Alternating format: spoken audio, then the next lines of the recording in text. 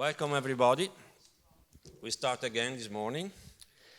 And it's a real pleasure for me to have today, the second day of the conference, another key lecture with very special, distinguished speakers. I'm particularly happy to have here today Eric Verdeil, qui est mon collègue en géographie ici à Sciences Po, qui va bientôt s'introduire avec Sylvy Jaglin, qui dans... Ah ouais. Qui viennent who's from the other place in Paris, the other place in planning. But I leave our two guests to introduce themselves for a lecture today on a topic which is likely, it could seem slightly aside of the concern of planning. And please follow carefully what our colleagues are going to say. We'll discover how infrastructures and hybridization and governance of socio-technical systems are the problem of many countries today. But please give a hand to Eric Verdeil and Sylvy Jaglin to start this morning. Thank you for coming.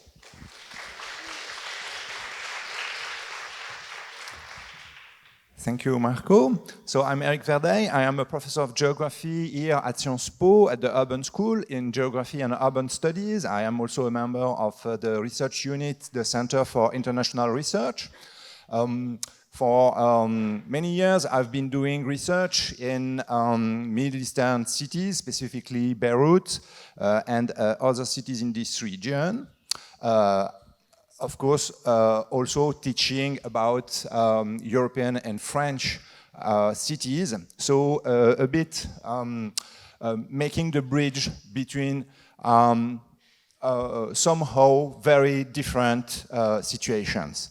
And when we discussed with Marco about this keynote, we really wanted to acknowledge that in European universities and specifically in European schools of planning in Europe, there are many researchers coming from cities of the south, many researchers also doing research on cities on the south.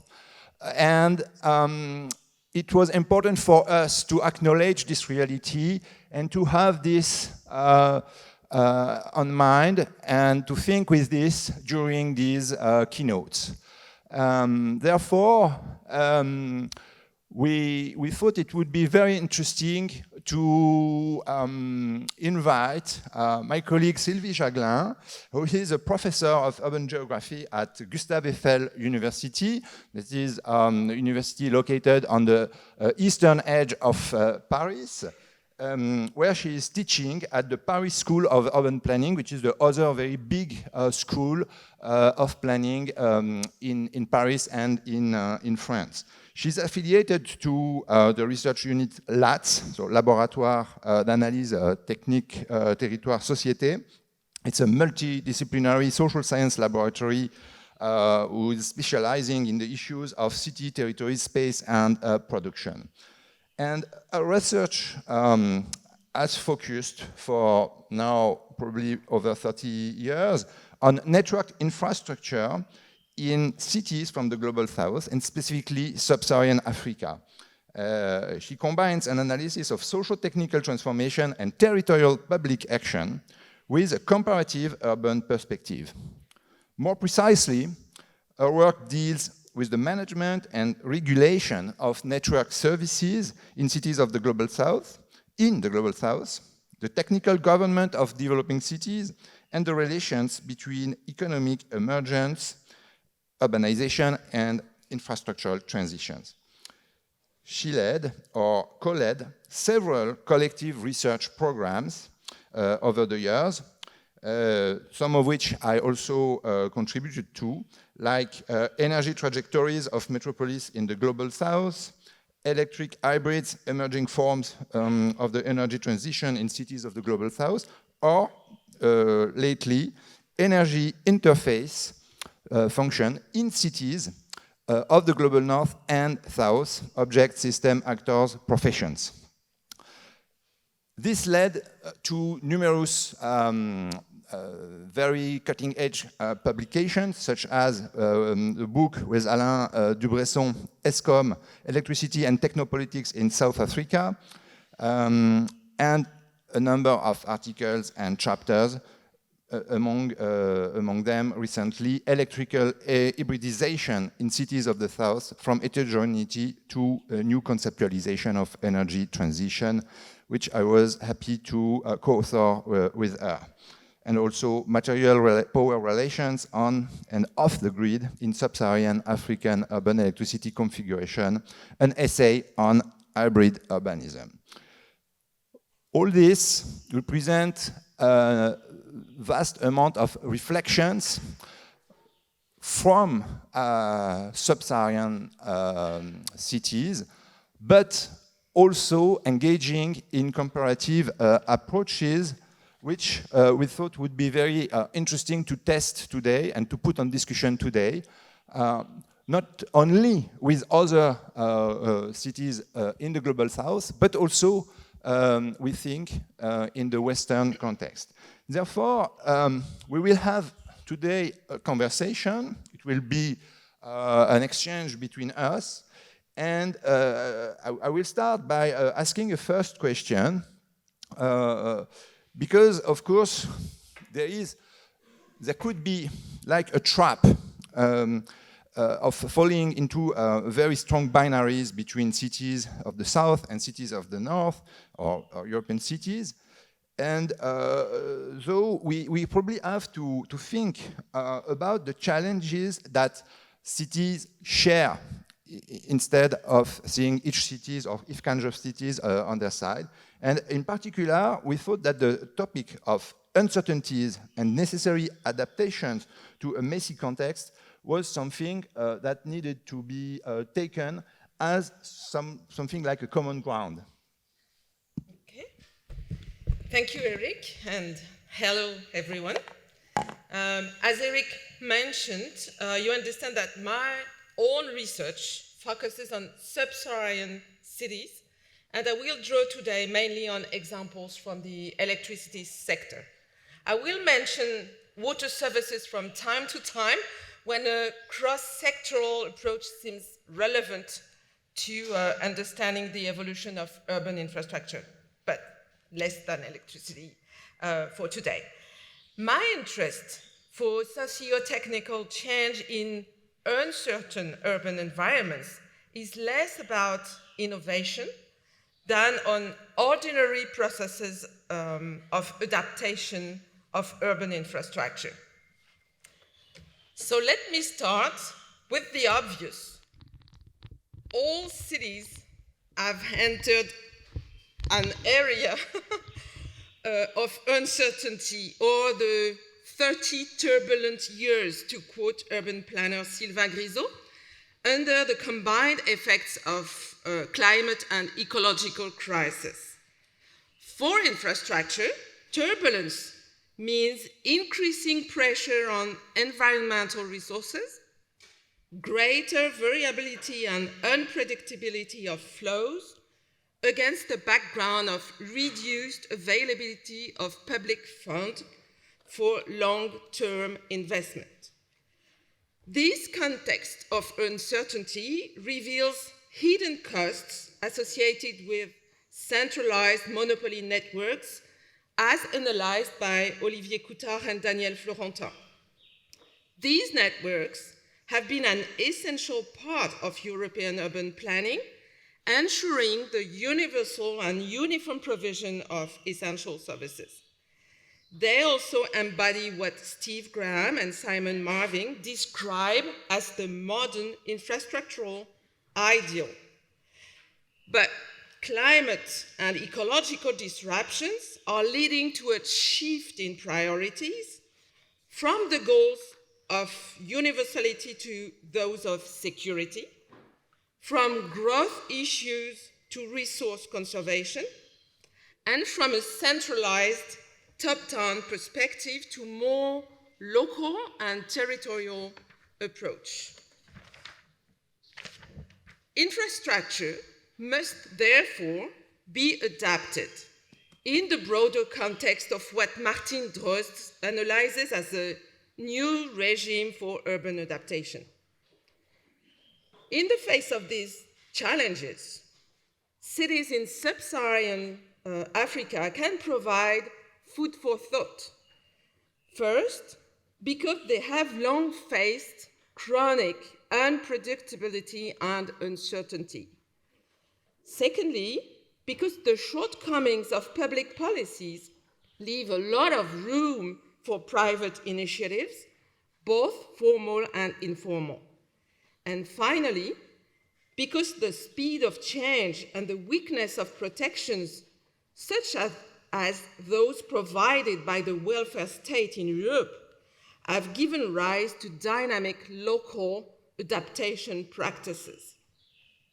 I'm not suggesting looking for models or solutions, but using research on African cities as a contribution to debates about the future of European urban infrastructure.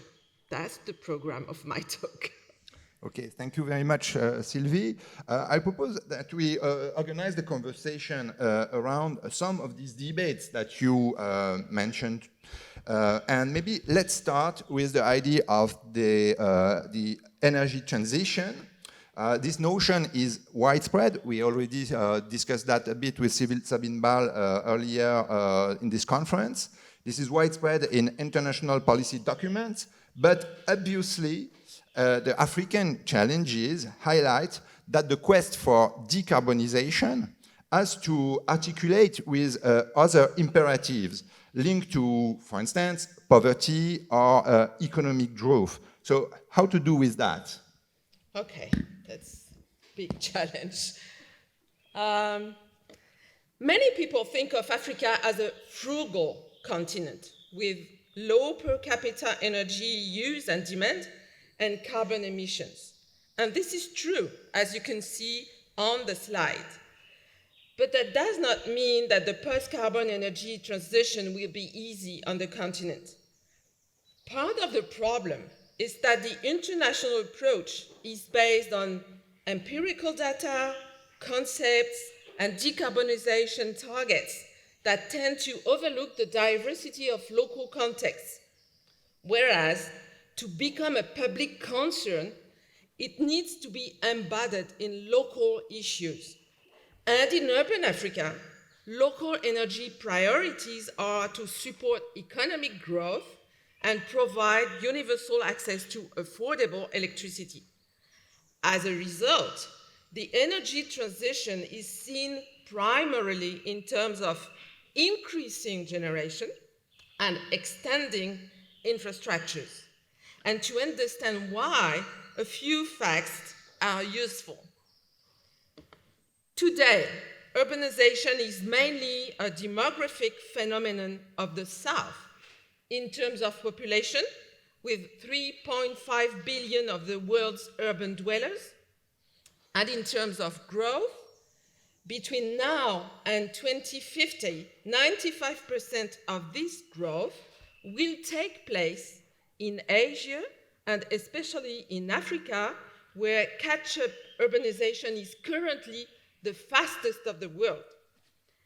Added to this, the socioeconomic structure of cities is important, with persistent mass poverty, but also young, increasingly well-educated populations and emerging middle classes driving the consumption of goods, services, and energy. However, urban infrastructure is inadequate to meet this high demand. The map on the left shows a high percentage of urban households without adequate access to water, sanitation, and decent housing.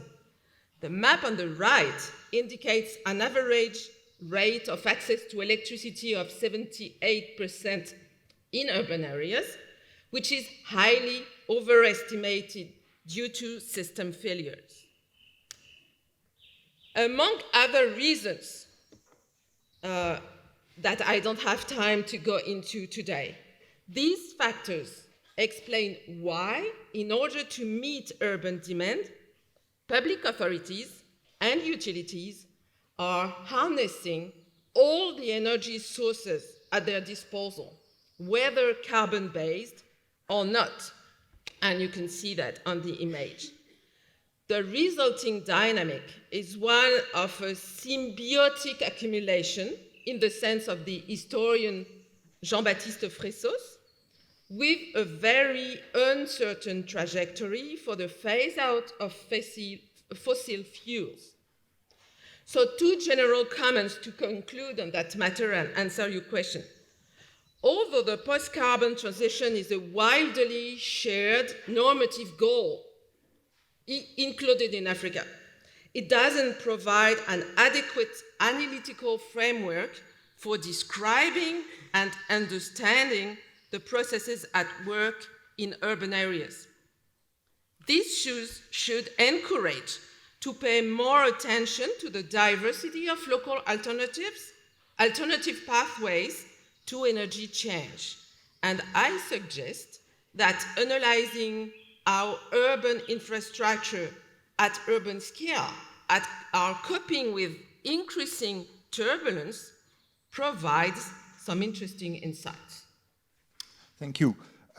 So if the current proposition or the current analytical framework about energy transition is not adapted to understand what's happening, how can we understand those changes on the urban scale, and how does that transform the analytical lens that we have to use to study infrastructure in cities? In other words, which parameters do you think we should focus on?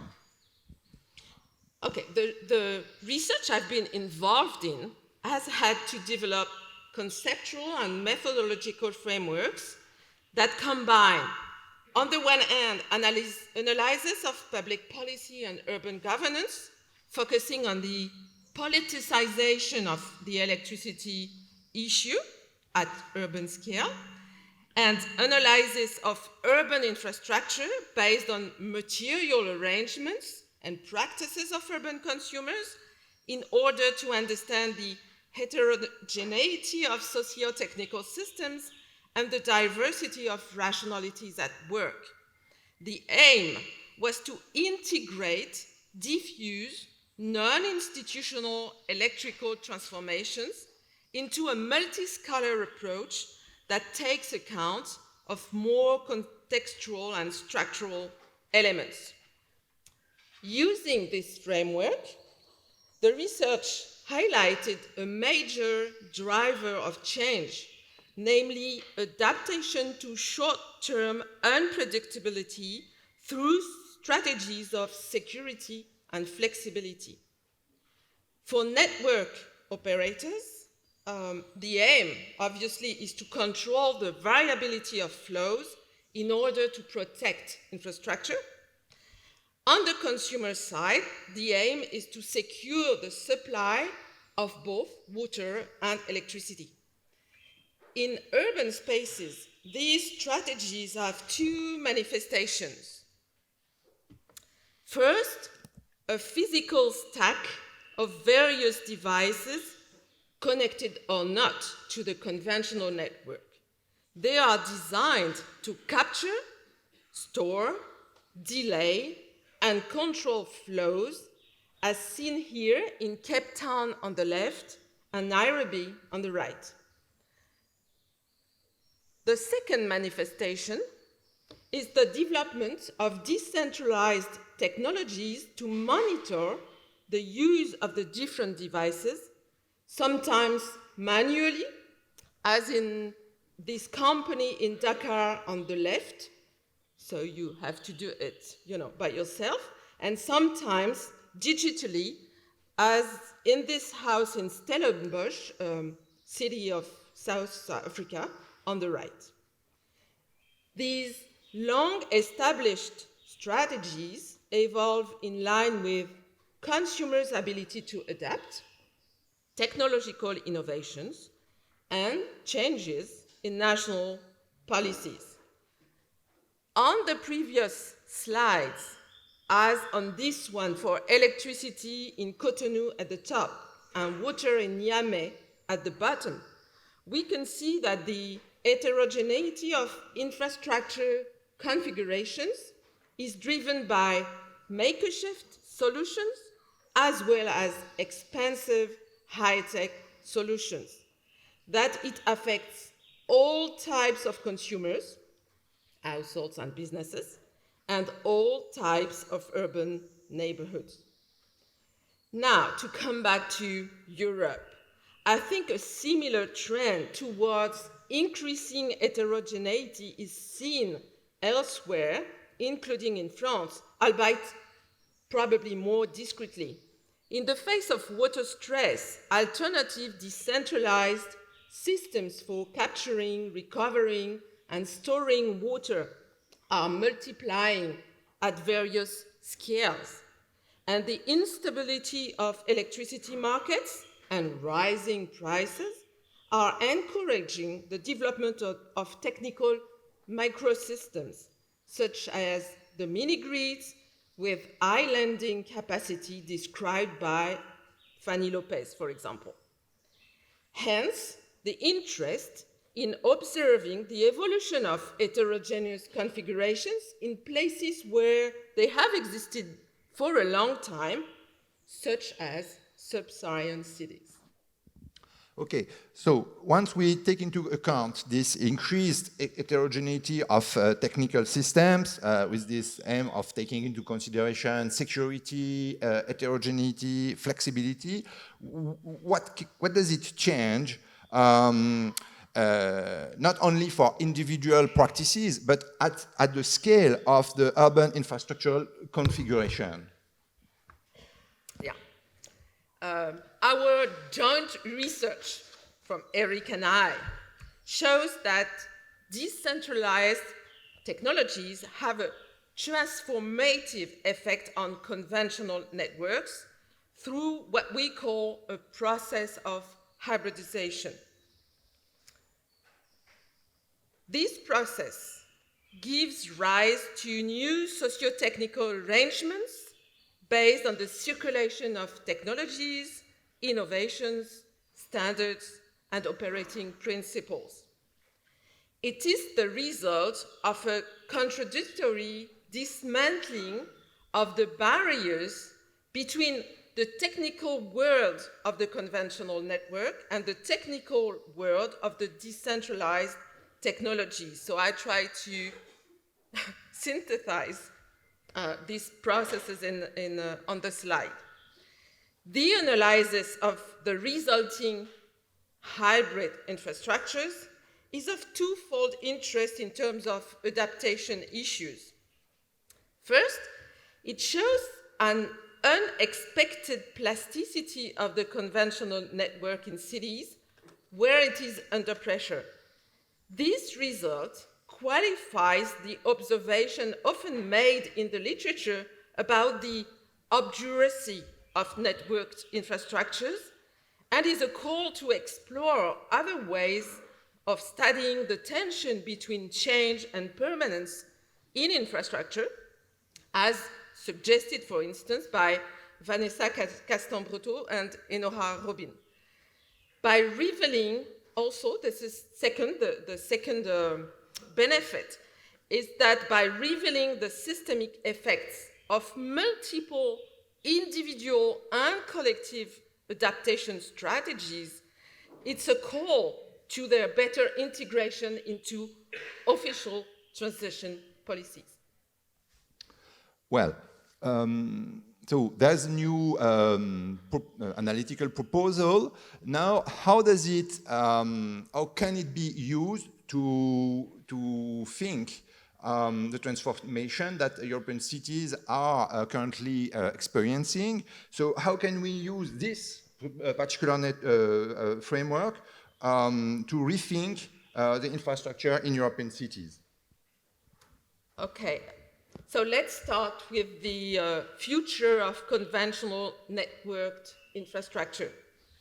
It seems to me that the discussion initiated in the 2010s by Olivier Coutard and Jonathan Rutherford on ecological transformation and the post-networked city in Europe could be complemented by security and flexibility concerns.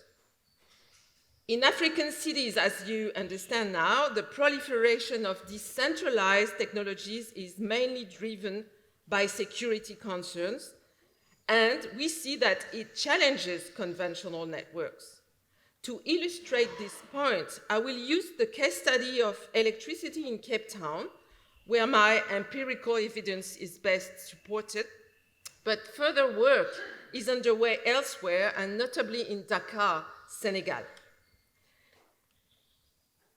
The massive development of rooftop solar PV in Cape Town, as shown on the graph at the top, is a triple adaptation to the electricity crisis, limiting the impact of power cuts and tariff increases for customers, but also materializing a growing distrust of the state and the national utility, with three types of consequences: technical challenges for the municipal distribution network, whose stability is threatened by the poorly controlled injection of decentralized generation. You can see on the left that 60% of the urban installations were not authorized and controlled in 2022. Economic problems for the municipal utility, whose revenues are being undermined by falling sales to prosumers at a time when adaptation major investment is needed. And finally, and so that was the little design on the right. And finally, social issues. The maps show that the deployment of rooftop PV reproduces the geography of socioeconomic inequalities. So, in addition to unequal access to decarbonized energy, there is unequal protection against electricity, load shedding, and reduction. So, will the conventional grid be permanently weakened or reconfigured, and how?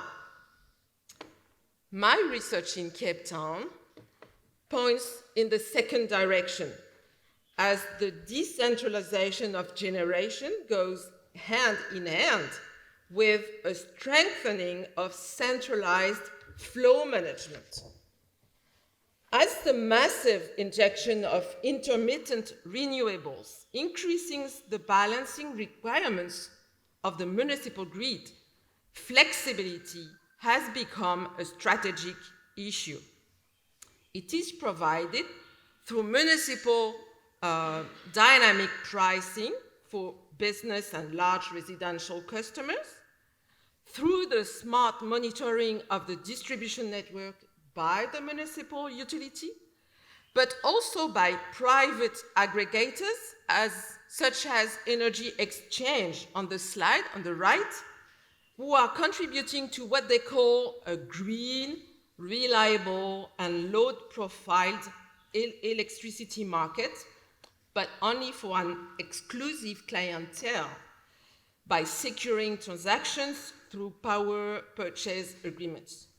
To do that, they need massive data and access to the transmission and distribution grids through so-called wheeling tariffs. In other words, the more decentralized and diffuse the energy sources, the more strategic it is to have an efficient network to connect them. This case study illustrates one of the possible scenarios, which is not post-network city. It's the emergence of a new centrality of the network with an increase in the market value of its use. So to what extent can it be generalized? I don't have enough empirical evidence to back it up, but it seems to me that this scenario should at least be considered and critically assessed in other contexts, including Europe.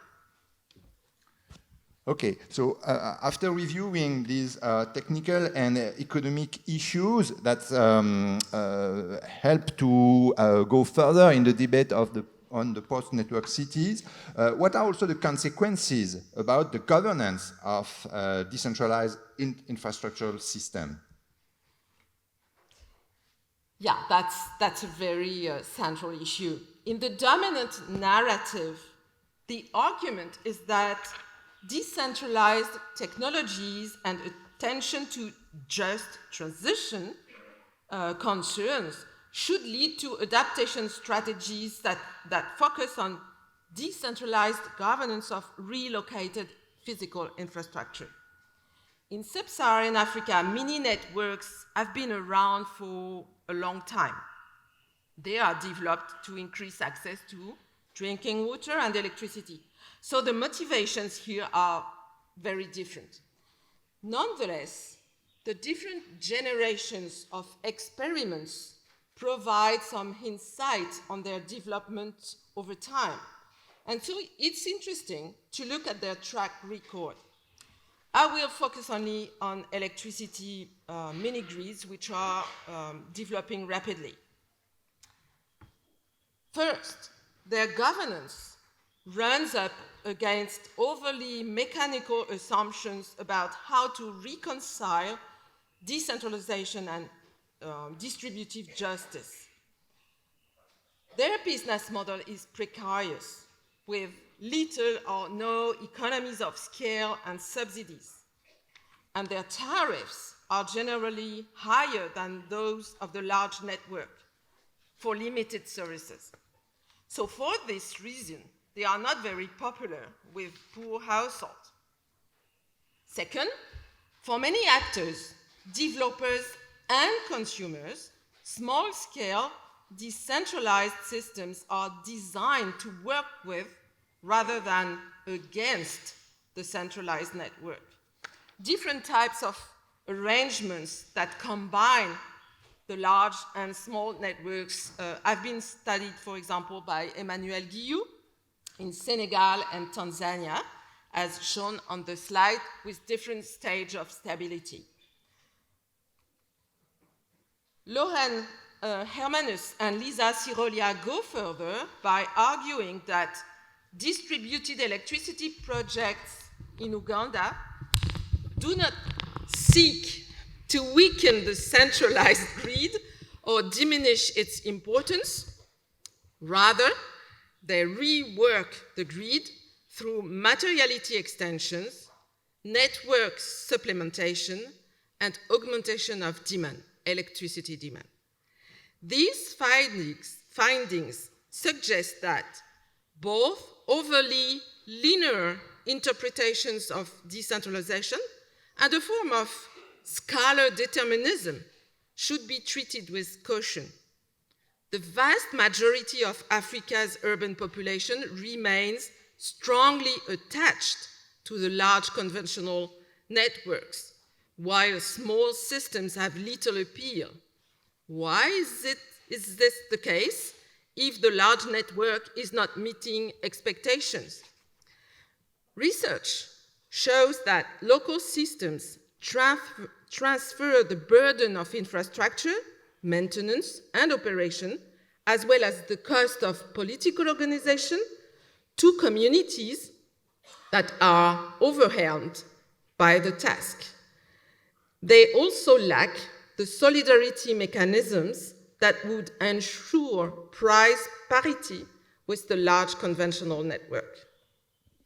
Okay, so what you show and what you suggest in these final lines is the fact that the transformations that are currently occurring in the management and the governance of infrastructure, including those decentralized infrastructures, probably have very strong social consequences. So how can we think these changes, but also taking into concern the goal of social justice?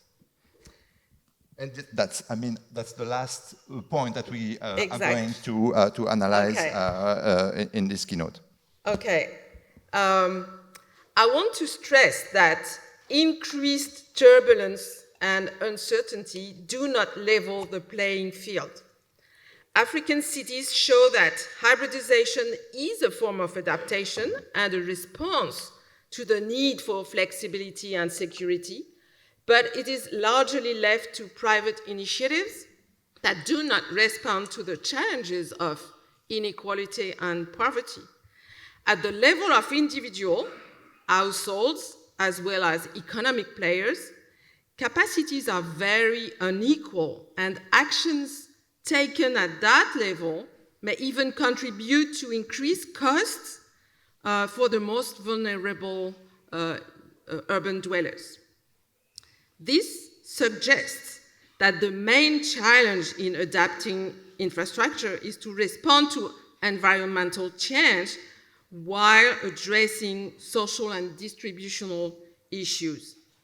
I have already mentioned some of the difficulties that need to be overcome. The unequal access to decentralized technologies, especially those that allow the production of renewable energy, the difficulty of maintaining or re-establishing fair pricing systems in infrastructure configurations that combine large and small interconnected systems, the risks of dynamic pricing, which is designed to monitor infrastructure flexibility, but is highly questionable from a social equity point of view, and individual security strategies of large consumers or rich consumers who have the means to limit their dependence on the large network, thus depriving utilities of resources to finance cross-subsidies and solidarity. So more generally, there is a risk of a gradual disintegration of collective systems for the provision of essential services and of the kind of solidarity that the modern infrastructural ideal has placed at the heart of the model.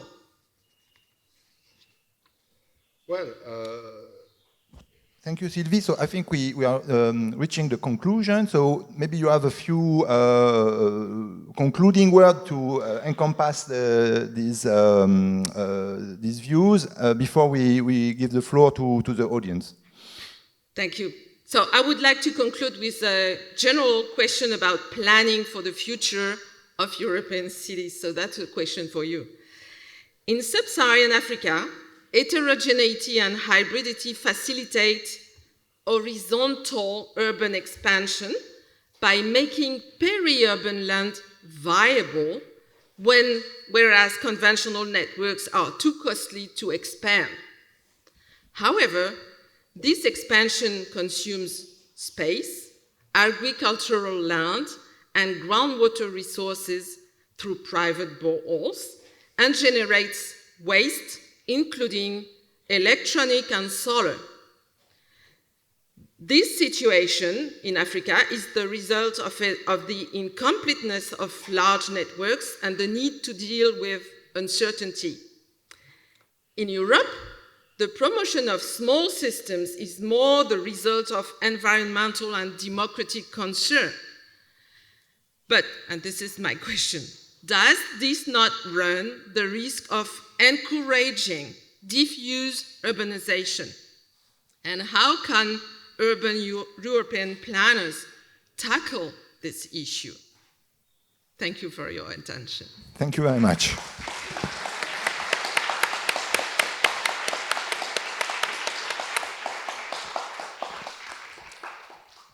Thank you very much. So I think this was really conceived as a dialogue with you. So we give the floor to the audience for several questions. I think we can take 2-3 questions to start with. And I think you have to to speak to the mic on the 2 alleyways.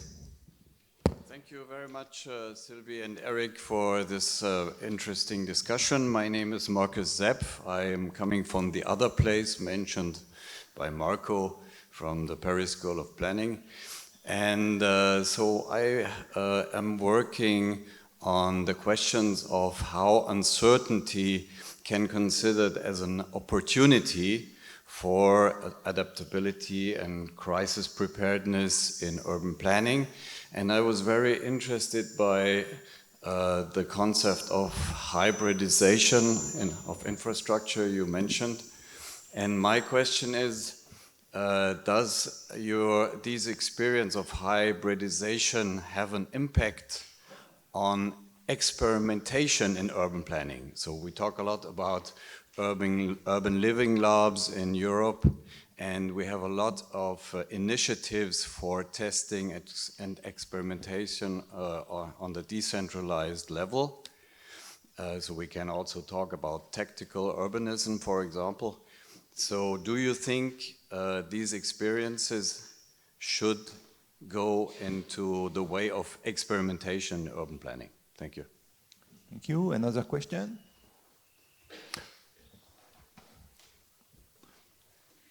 Go in the line. Hello, I'm Prativi from University of Kassel in Germany. Thank you so much for your presentation. I probably talk more on the Southeast Asian perspective. I would like to ask your reflection.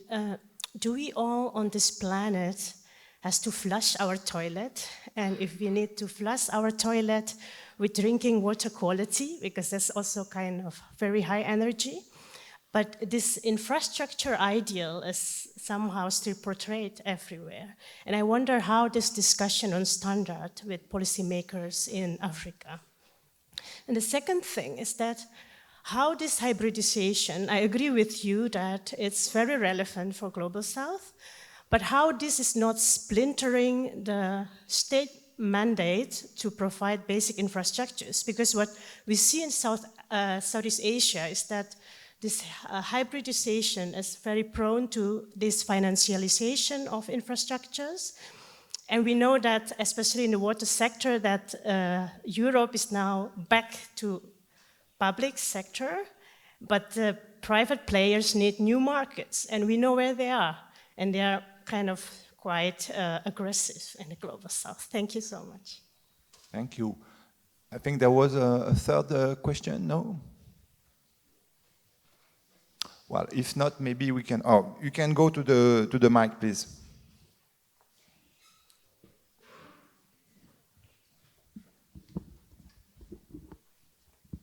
So, it is my understanding that, my name is Laura Saia from the University of Catania, and hearing this lecture this morning made me think, so I was trying to understand how all the examples from Africa were, I use for me, I work in Southern Europe, which is considered to be, an in-between ground between Europe and Africa.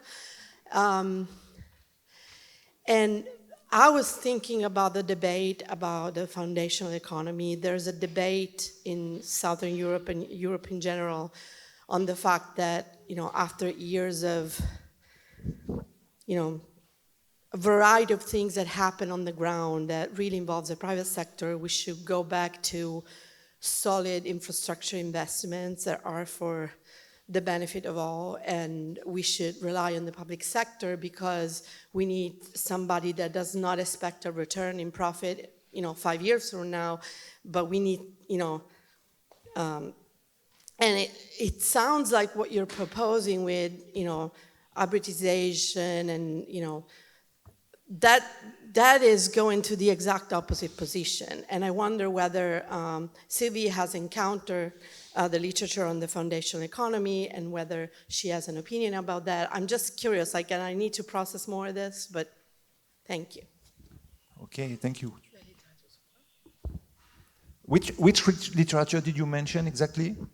So there's this collective for foundational economy that is discussing how infrastructure investments, energy, mobility, water, most of the things that we talked about this morning we need to go back to the old ways, and we need to have strong public institutions. Of course, in Europe, it's easier to talk about that, right? But we need to go back and look at public investments that do not expect a return 5 years from now, that do not operate in terms of an emergency, urgency, quick fix in a short amount of time, but look at the long term. And I was wondering, because this talk is about looking in the other direction completely, and I was wondering whether, our speaker has put some thoughts into this. Thank you. Okay, well, some questions overlap, but maybe you can start. Well, maybe I'll start with the last one. I'm not proposing anything. I'm a researcher. So my proposition is rather to look at outside. I'm looking from Africa, but could be elsewhere, just because it helps to ask new questions, to look at problems differently. And for instance, when you say going back to public funding, public responsibility, etc., I think that the scale of infrastructure isn't an answer to this. Can be public, can be private. I would like to unlock this mechanical link between the size of technical infrastructures and the type of financing or the type of responsibility. For example, in sub-Saharan Africa, if you look at the water mini-grids, which have a very long experience, they can be public, they can be community-based, and they can be let to or contractualized to private small entrepreneurs. And of course, it has consequences. But the fact that it's a mini-grid or mini-network doesn't have a mechanical link with the type of organization or governance that is chosen. And on the contrary, if you look at the large systems, they can be public, they can be private, they can be efficient, and they can be completely failed. So my only suggestion is that maybe we should formulate the questions differently. Maybe not public-private, but maybe looking at if a society, and I'm not a politician, so I'm not going to choose, that's a public decision, but if a public authority decide to have small technical systems, then I think that the crucial question is, how can we rebuild or build solidarity? And I think that's what I see in South Africa, for example, that you can have solidarity between different scattered small systems. But you need to have a very subtle engineering or tariff building engineering. So that's what I've learned from Africa. But I'm not saying that you should do the same or whatever. So to come back to Marcus, the first question, yes, of course, these hybridized or hybrid infrastructure need experiments. I've got no example of a complete satisfactory project. The problem in Africa is that in many countries, they rely on external projects and funding. So they don't have the liberty to do exactly what they want or what they expect or what they would like to experiment. In South Africa, it's different because they have a financial and institutional solidity that, you know, isn't met in many other countries. So, yes, we need experiments. We need try and fail. Is that it? Try and fail experiments. And I guess that's true for Europe too. So, yeah, I'm ready to work with you on hybridization in Europe if you would like to. Toilet, I'm not sure I got the question. Is it that this reflection on hybridization, how can it be extended to sanitation services? Was it the question? Where is it?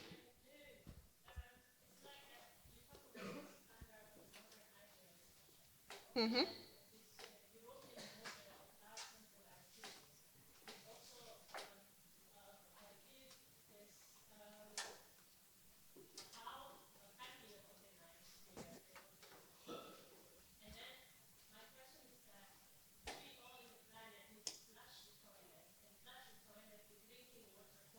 Mm-hmm. Okay.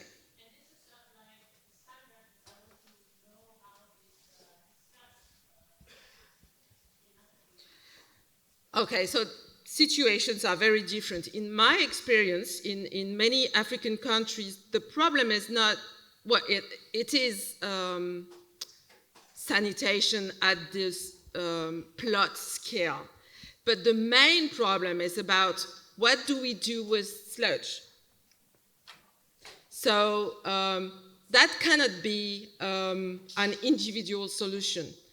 The individual solution would be septic tank, but it's too expensive for the majority of urban dwellers.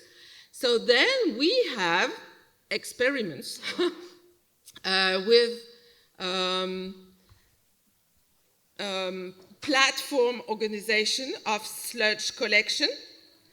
It's not working very well right now, but it's like for solid waste.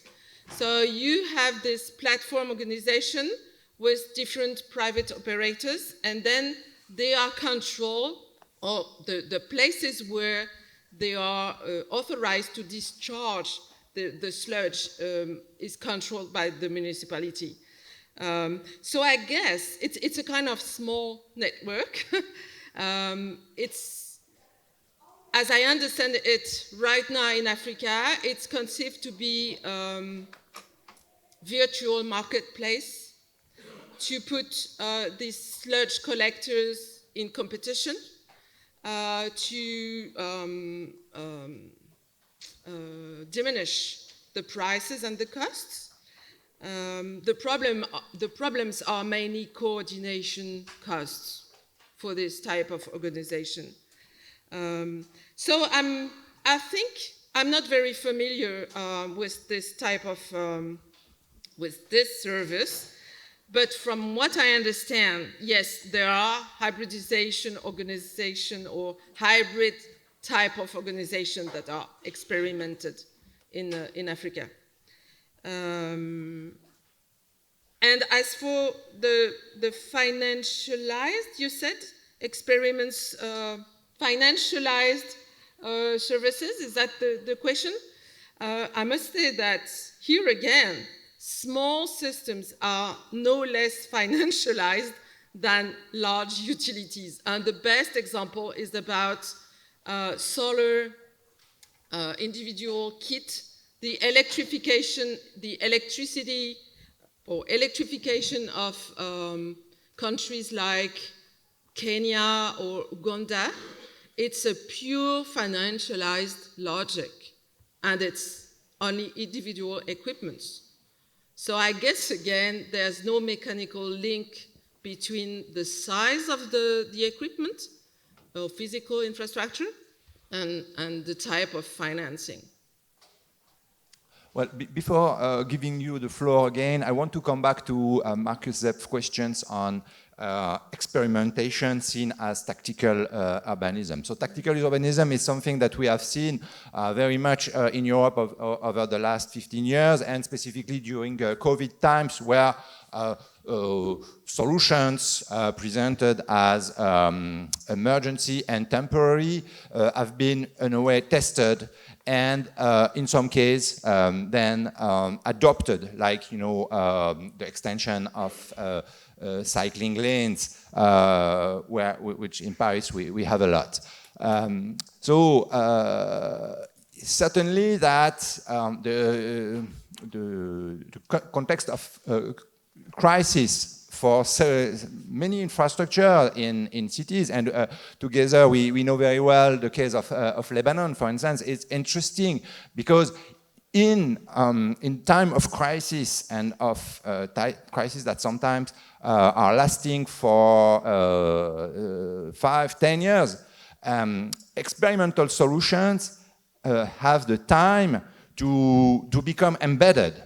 And so at some point, they are no more experiments. They are existing alternative solutions that compete and that undermine the collective conventional solutions. Why are they competing? Because once all the, for instance, upper class neighborhoods or buildings in Lebanon have their own energy infrastructure that ensure their energy security, then they have no interest anymore to come back to the conventional service. And so it becomes very, very difficult to fund it specifically for the poor. So, I mean, and we know also very well that in France, tactical urbanism has been associated with gentrification, so also with increase of social inequalities. So I think the narrative of experimentation and tactical urbanism, which is nice because it's flexible, we can somehow test things, give also the floor to local communities. We also have to reflect on the medium and long-term consequences of some drifts, specifically regarding social inclusivity. So, other questions? Thank you. Many thanks for your presentation. I was thinking about hybridization. I come from Italy. And in fact, when we deal with water, this is already happening also in Italy. I'm thinking about all the individual and private wells that it's a sort of self-organization for water withdrawal, which is not controlled, not even authorized. And this is a social and public issue. It doesn't depend on who is the actor, who is directly providing the infrastructure, but it is a social and common issue because water is not renewable. And so a lot of people taking off water from the soil means that there is not enough water on the ordinary network. So it's not, obviously, we are researchers, we are not taking a position, but in fact, it's a social and political position. Because it's not just that you can choose how to take water, but you take water from other users, from other people. So it's even more, let's say, a political issue than energy, in my opinion. So water is really a specific item. And so, yes, Elena Marchigiani from the University of Dresde. Okay. Another question? Yes. Yes, to the end. Hi, my name is Sofia Guevara. I'm a postdoctoral researcher at the Conservatoire National des Arts et Métiers. And I was just, thank you very much for your presentation. I was just wondering about the generalization between networks and in particular concerning pluvial sewerage network. How about these mini grids in the, have you seen how this work for pluvial sewerage network?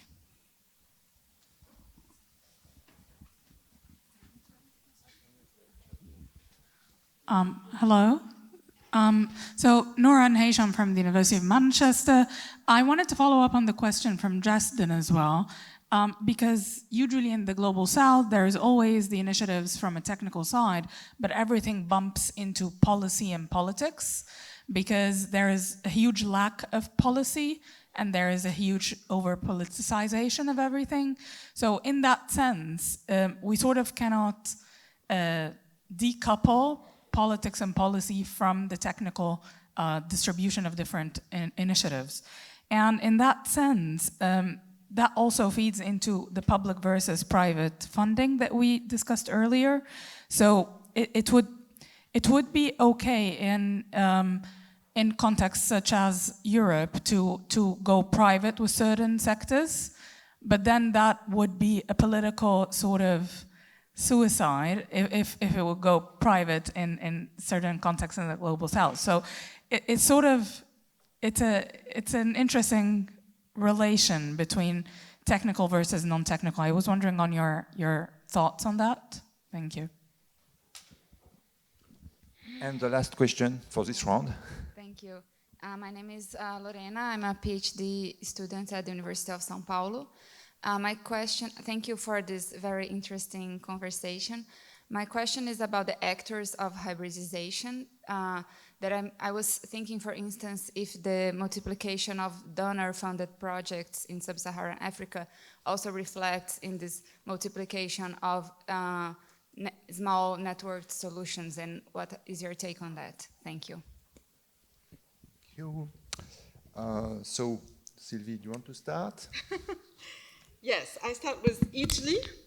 I do agree. I mean, of course, I had no time to elaborate on these ecological problems that, are provoked or created by the small systems. And I had prepared an example just to make this cross-analysis between Africa and, for example, France. In France, on the one hand, we have a lot of small water services, but on the long term, security policies of securing or long-term policies of securing drinking water supply has led to what sociologists call the hydro-territorial rationalization, which is partly synonymous with the centralization of management and responsibilities in the sector, in particular for resource protection, water production and transport, and that has been done through numerous big network interconnections. So again, the problem is not, should we choose between large and small? For me, the real question is how we re-articulate large networks for security reasons, maybe. In the water sector, that would probably be the case. And smaller organizations linked to customers' demand and democratic issues. So, I guess in France we are going towards this dual movement, decentralization for local systems and reinforcement of centralized security infrastructures. And I guess that might be not a model, but an inspiration for many other type of organization, including electricity.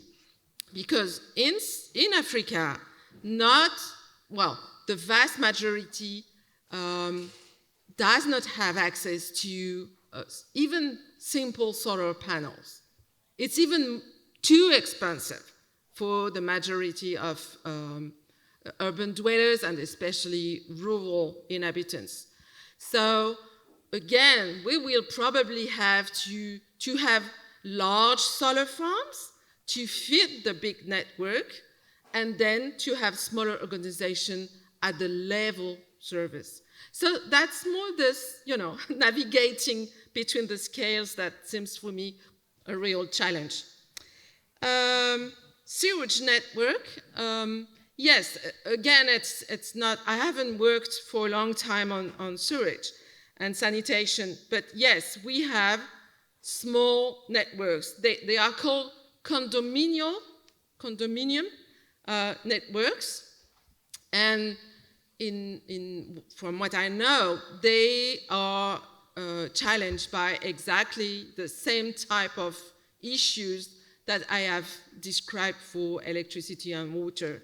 So I guess, again, each service has its own technical issue, but in terms of how the relationship between infrastructure and cities evolve, some parallels might be drawn.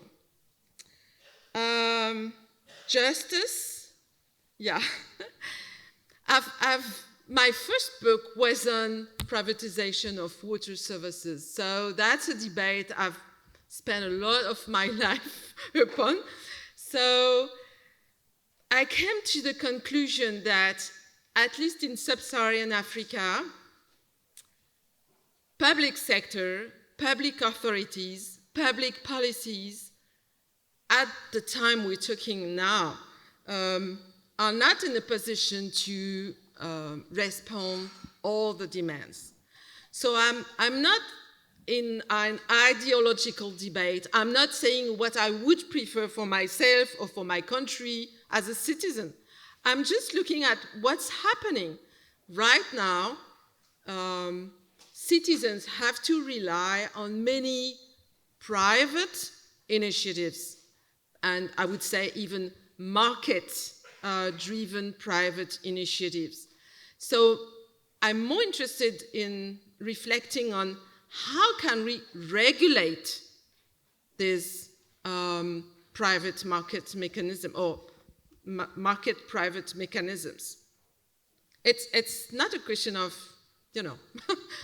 broad political debate. It's just that what I see is that when the market is regulated, properly regulated, it can have very important positive consequences for dwellers. And that's probably not an ideal, it's just a fact. Let me also take another side of this question. Yeah. You spoke about the over-politicization of the controversies that erupt in many cities around these services. And I think that that's indeed a very strong reality that we as planners have to take into consideration. The politicization at the urban scale. What we, in another work, we have called the urbanization of the electricity question, for instance. So yes, these issues, as you contend, are not technical, and there is a strong need, but also a strong aspiration by a local citizen that local governments or national governments implement just projects. So that there is an aspiration for justice and not just for technical efficiency that would come at a high cost. And so that's certainly a point that we need to take into consideration into our research. I think I forgot the last question. About the role of donors as also stakeholders in these changes. Okay. I just put I guess it's, this one is working. Okay, I put this last slide because many of the experiments in sub-Saharan Africa right now concern digital technologies. And as I said a few moments ago, their proponents argue that they can be used to address both ecological emergency, in particular by speeding up the greening of infrastructure through better real-time knowledge of flows, optimized resource management, and the social issue of access to green energy, for example. But in sub-Saharan Africa, and that's typically donors-led view. Digital technologies are also, and perhaps I would say above all, being used to control consumers, especially the poor. Smart payment meters, mobile payment applications are helping to prevent non-payment and indebtedness of the poor households, with the stated aim to engaging users in new financial and social disciplines. And the slide is showing two examples. Electrification policies in Kenya using solar home pay-go mobile application. It's cut immediately when you don't pay or if you're late on your payment. So it's a very efficient way of controlling. And this is also the case as in Africa. This is a mini-grid in Deep Sloot in the area of Johannesburg in South Africa. It combines photovoltaic energy and mobile telephony to electrify precarious housing areas. And here again, the mini network, the mini grid is controlled remotely by an application, and misuse of equipment. If you have a second TV, for example, but you pay only for one, or if you are late on your payment, it's reported and penalized in real time. So I've seen some of the screen of the startup, and they can say, Mrs. X is using her kettle 5 o'clock in the morning. Wow. No privacy, and no control of how private data is protected. But everybody seems happy. I've got access to electricity, and as for the investors, no risk. Okay, so I think we are running out of time, so it's the end of this keynote. Of course, we'll be happy to discuss further around the coffee just after the break, or during the break. Thank you very much. Thank you very much.